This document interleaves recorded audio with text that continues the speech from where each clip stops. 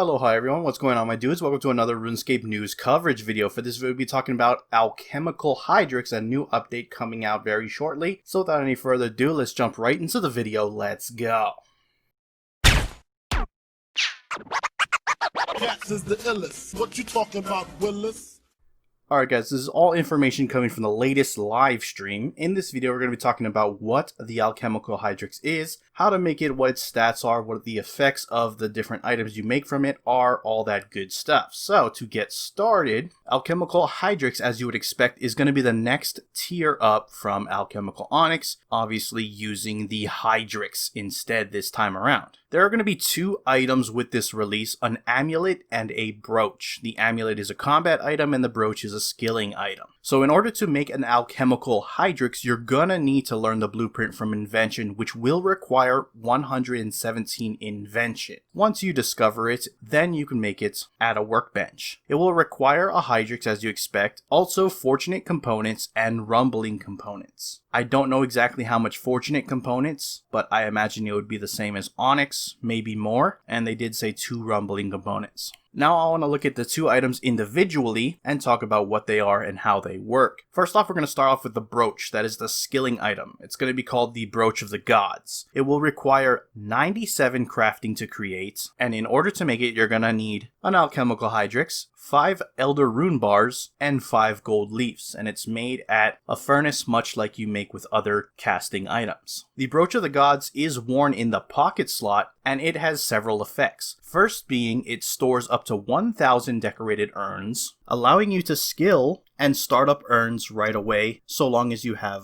a brooch with associated urns added to it. It's important to note though that they still go into the inventory, but it does save you 1 inventory slot since it holds the stack. And as a quality of life update, they have made it so if you start skilling with urns but you have an incomplete urn in the bank, it will actually teleport that incomplete urn to your inventory so you can start training. You don't have to run back to the bank and grab it. Now that feature is going to be a quality of life change with or without the brooch. You do not need to have the brooch to have that feature, specifically the teleporting from the bank. The next effect that the brooch will give you is portable skilling stations that have effects will be twice as likely to proc their special effect. So for example, the Herbler one lets you get another potion, or the cooking one gives you another piece of food. Those will happen twice as often with the brooch in your pocket slot. The next effect is skill distraction effects will be enhanced. There are a number of things that are considered a skill distraction effect. They're listed here on screen. In a lot of cases, they will give you more XP. In other cases, they'll be more powerful. So obviously you can see on screen what those effects are and how they're enhanced with the brooch. The final effect is very similar to a Saren Spirit. While you're training any non-combat skills, you will get a blessing from the gods that will spawn. It has the same timer as the Saren Spirit, however it is stationary, it doesn't run away from you like the Saren Spirit, and when you capture this blessing, it will give you 4 invention components.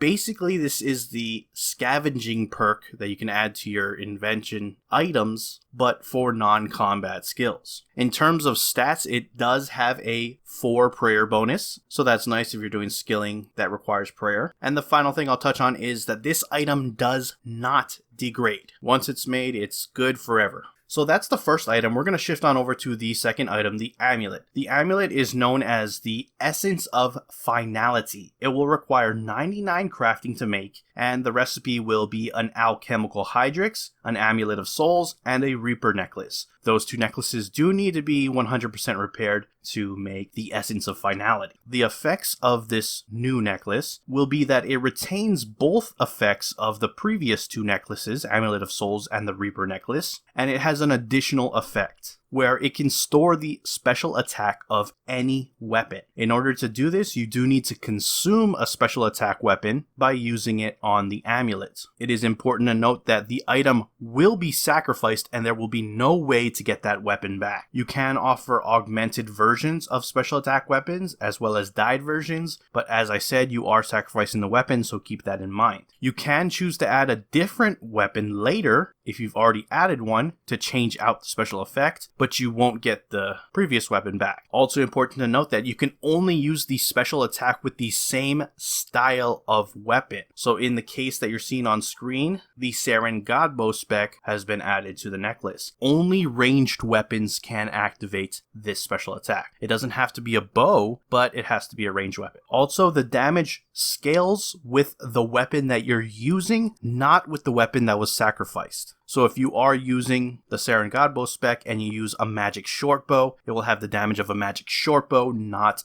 the Godbow. In terms of stats for this item, it will have 56 in all styles and a 7 prayer bonus. You can improve this stats by using an ornament kit on it. In order to get the Essence of Finality ornament kit, you need to combine both the Souls and Reaper ornament kits. Now this item, unlike the brooch, does degrade. It will require Alchemical HYDRIX dust to recharge. If you grind down 1 Alchemical HYDRIX, you will get 10 dust. 1 dust will repair the item by 20%. So basically, grinding down 1 Alchemical HYDRIX gives you 2 full complete charges worth of dust. So that's pretty much it. That's all you really need to know for these new items. How they work, how they function, how they're created, and the effects that they give off. The final thing you're probably wondering, when will this come into the game? And that is very good news because it is coming next week. There is no game update on Monday, however, so it will be coming next Tuesday, which is the 18th of August. So very excited to see that. Now there is only 2 HYDRIX items being added with this update, but there are ideas for future Alchemical HYDRIX items, including a ring. So it'll be exciting to look forward to that later on. Anyways, that's it for the video. If you enjoyed it, hit that like button. If you are not subscribed yet and you want to stay up to date on all things RuneScape related, then hit that subscribe button. Anyways, I appreciate you watching. I am out. Aloha.